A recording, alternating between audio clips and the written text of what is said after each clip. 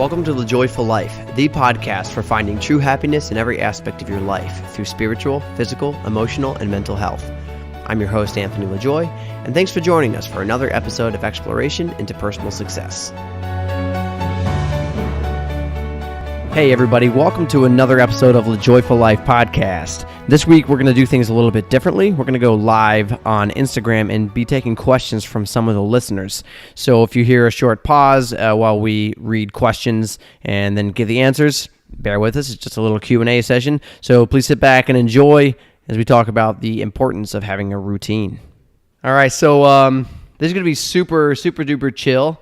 And I hope to get some cool questions from you guys, just kind of get to know you better as well as you get to know me better. So for those of you who maybe are new followers, because we got some new people following here in the past couple of weeks, we've had a kind of influx of followers. I'm Anthony LaJoy. Last name is a play on LaJoyful Life. Yes, it's Lajoye. So whatever is your daily morning routine, we'll actually get to that in a second here. I'm more than happy to talk about that because we're actually going to be talking about routines in this episode, so we'll get there. But my story really, it's a pretty common one, I think. We all kind of get into that section of our lives where we kind of question what we want to do, where we want to go. We, I guess, question a little bit, who are we, right? That's a big thing that's going around nowadays. So I went through the same exact thing, but what kind of prompted it was a major back injury, and it put me kind of into a state of like depression because I couldn't do any of the things that I really loved. And I was very physically active and that sort of thing. So put me in a bad spot, and I just kind of started giving up on a lot of aspects of my life and went in a direction that I didn't feel good about. So I started focusing on my spiritual, physical, emotional, and mental health every single day, and it literally changed my life around. And so now this podcast, this brand is about spreading that same type of emotion, that same type of routines, okay? And helping others do the same thing that I've done. So we all struggle with things. A lot of us, especially in modern days, struggle with depression. So that's my hope with this brand, is that we can help you all kind of get to the next level wherever you are. So if you're already up here, let's get you to the next level above that. If you're down low, that's okay too. Back to your question, guess who? Whatever's your daily morning routine. So one of the things I like to do, first of all, it's terrible to hit the snooze. Don't do it, okay? Just take the snooze off your phone, off your alarm clock. Get right up. It's better for you. It's better for your mentality, everything, all of the above. So first thing I do, I get up in the morning. I kneel down and say my morning offering. I give my entire day to God, because I think without Him, I don't know where I'd be, right? So it's a very huge, important part of my life.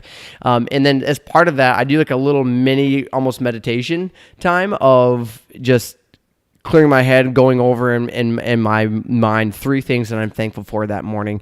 And I know that's extremely cliche. You hear it quite a bit, but it works. It really does. So that's what I do. And then so the alarm goes off at 4:30, get up, make that happen. And then I'm at the gym by 5 o'clock. I get in my gym workout. For me, starting off with spiritual, then physical activity, boom, like that, just gets me to think a little bit clearer, and my mind is really ready to go, as well as my body then, right? I'm awake, I feel invigorated and alive. So after the gym, I get home, take a shower, and it's off to work. Yes, I still have a day job, so this is kind of my advocation. It's a side thing, okay?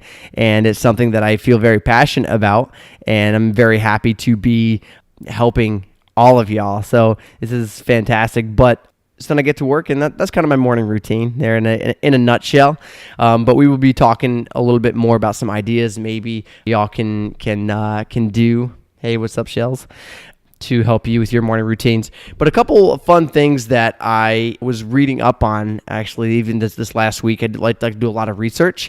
And one of the things they found is that routines can actually help you in more ways than just one. So routines can actually help to anchor your stress. And that's huge, right? Everybody nowadays is really stressed out. We have a lot to be stressed out about, let's be honest. So having a routine will help you with that. It also helps you get better rest.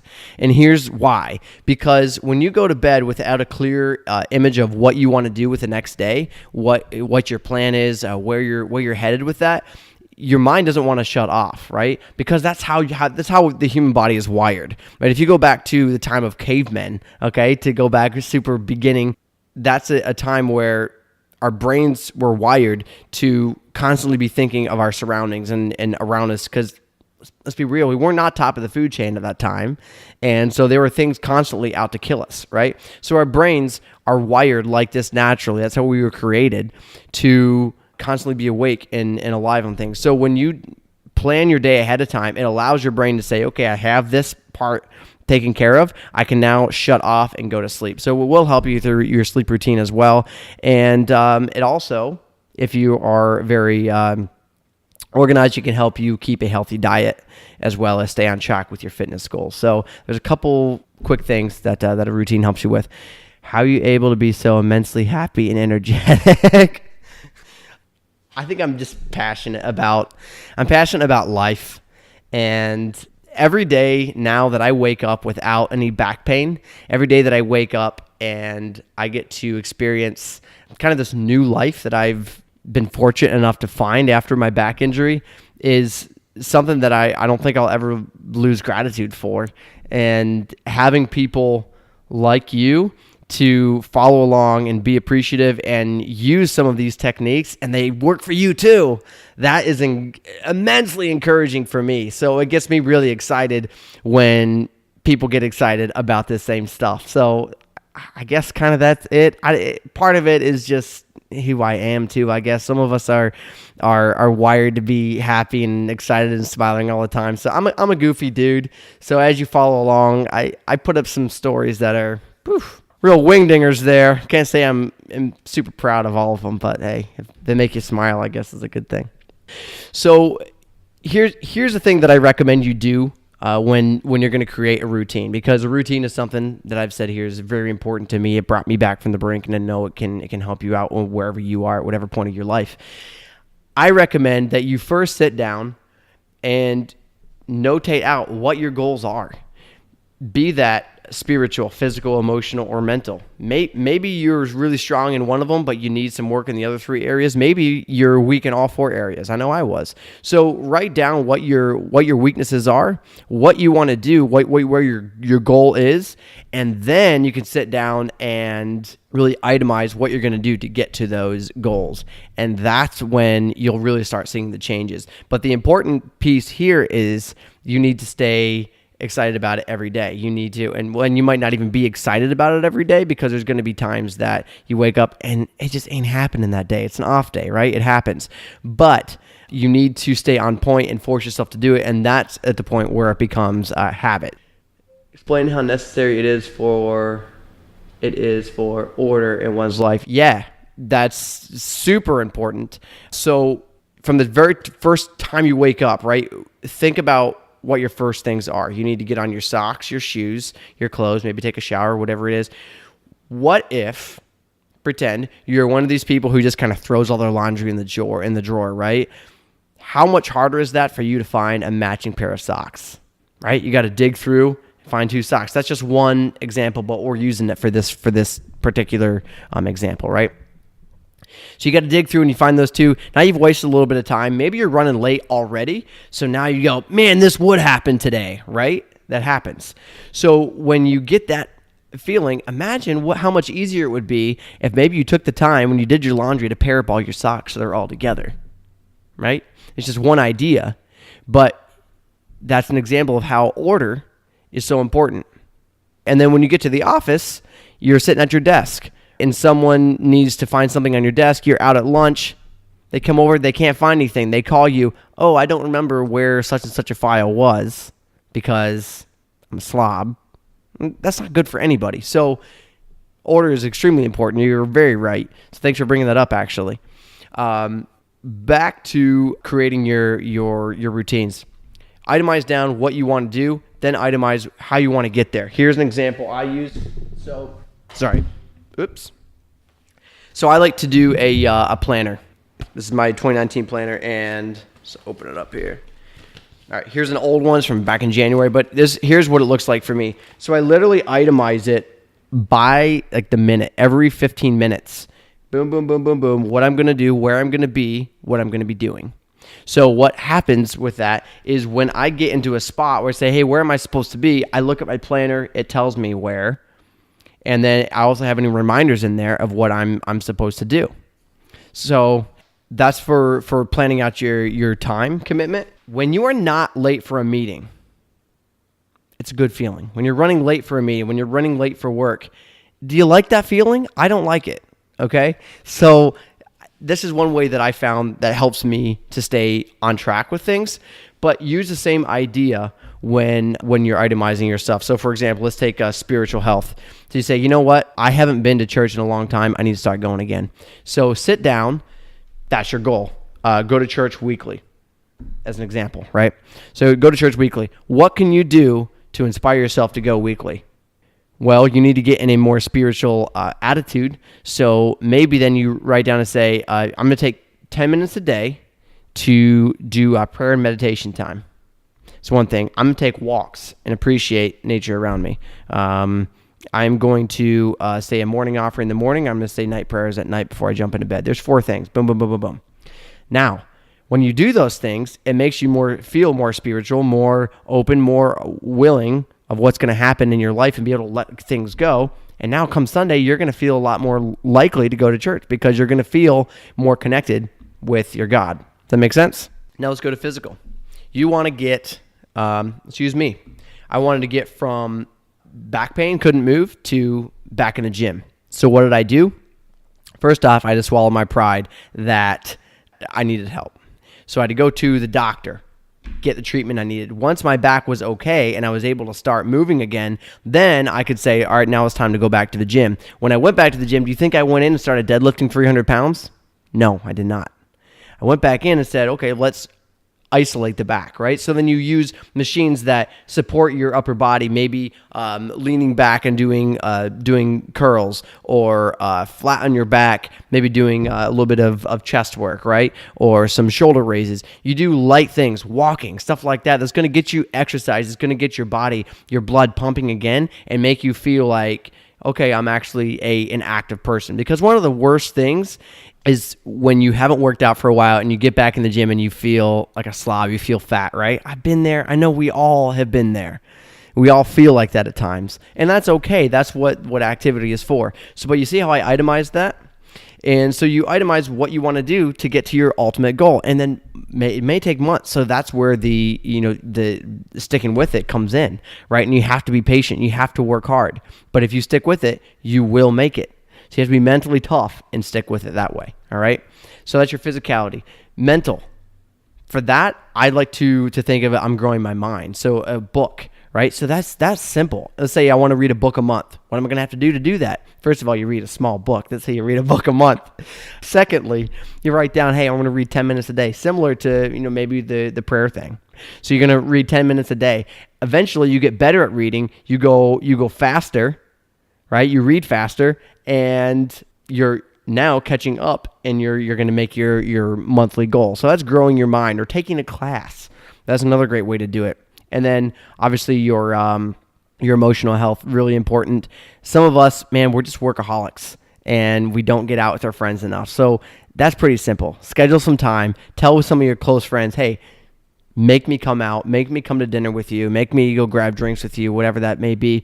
That being around your good friends and laughing and being in that public setting is going to make you relax a little bit. And just laughing, singing, all of the above, that helps with your overall emotional attitude. It's proven. Try to be mad and sing in the car at the same time. Sorry, I got some stuff here to catch up on. Agree. Writing out a routine and goals is helpful. Yeah. Do you have your goals written out, and do you do it for the present and for the future? Yes, I do, Allie. That's a great question. I have a goal board. So it's just like a cork board, and I cut out pictures from Google. You got to get the print, the color ones, okay? You print them out, you cut them out, and you just tack them on there.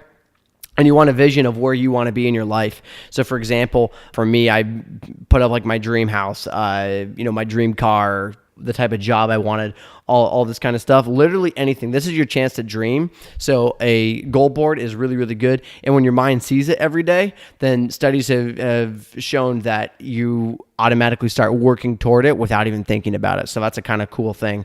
And I also write down my goals, yes, and I review them weekly. Every Thursday night I do it. So that's pretty important, just so that way you don't forget about it. That's a really good point. Oh, hey, Aunt Sandy. I'm glad it makes sense to you. Yes, having a workout buddy does help. Amen to that. I don't really have one right now. Honestly, I'm a little bit of a loner when I go in the gym. I like to put in my earbuds and just block everybody out. I get kind of like really antisocial at the gym. I'm not mean in any way. Never mean. But I do get a little antisocial. Kind of get in the zone. You seem to have a really good grasp of understanding of your strengths. How did you come to identify the not so obvious strengths you possess, and do you have advice for people trying to find theirs? Oh, this is such a good question. Man, this is tough for a lot of guys, okay? I'm going to be honest with you, because as men, we automatically have this kind of macho attitude where we don't need help, where we have everything figured out, right?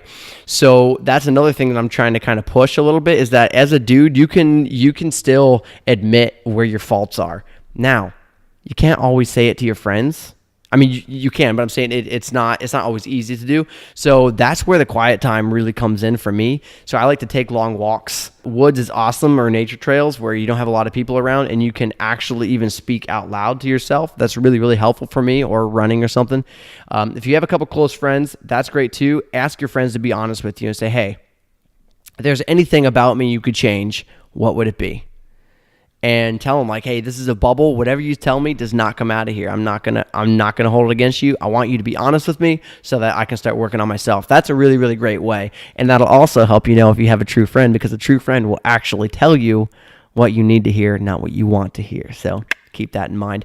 But yes, personal time and just being honest, writing down in any situation, going back to it afterwards and say, what did I do good?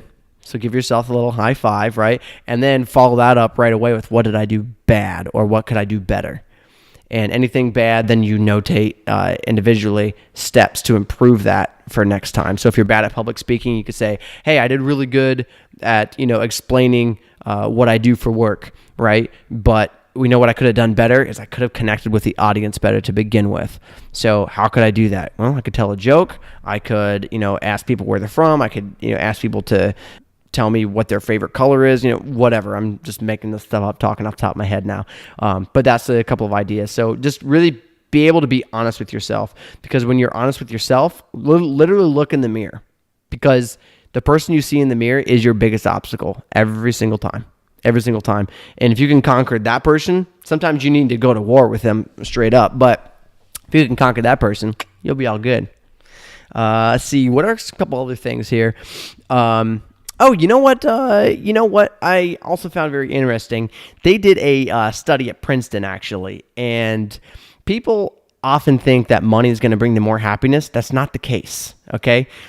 Money only brings you happiness up to, what they found in this study, up to approximately $83,000 a year. It's a very specific number. This is what they found by doing, calculating. This is back in, I think, 2010 they did this. But people who make less than that tend to still worry about money a bit. And people who make more than that just start spending money frivolously. So $83,000 is currently the magic number. Was 75, I think, but it went up with, inflation. But so that's a pretty interesting thing. I think people focus too much on things that really aren't important, and money is one of those things, okay, to an extent. So keep that in mind too. It's not going to really help you with your happiness. At that point, you need to focus on your work-life balance, okay? Are you creating good and positive relationships with your family, your friends, your loved ones?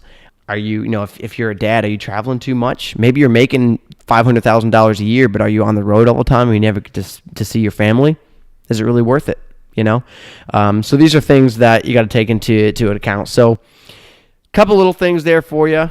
Fantastic getting to know you a little bit better, chatting with you. And please, if you have any questions between now and the next time we talk or whatever, feel free to reach on out there. Oh, look at this. We got another question. What's the difference between mental and emotional health? And are all the aspects equally important? I'm going to answer this backward. All aspects are equally important, and mental and emotional health are very, very close. The main difference is, for me, mental health, and I kind of split them up, because when you talk to other people, you might just hear body, mind, spirit. They make 3. I make 4 categories because they are a little bit different to me. So mental health is growing your mind and being able to be, I guess, smarter than the day before. Okay, so when I sit down at a table, I like to be the dumbest guy at the table, because that means there's a bunch of opportunity for me to learn from those people. Okay, so that's mental health to me, is being wiser and being able to think your way through any situation. So through an argument or a stressful situation, being able to think your way through it.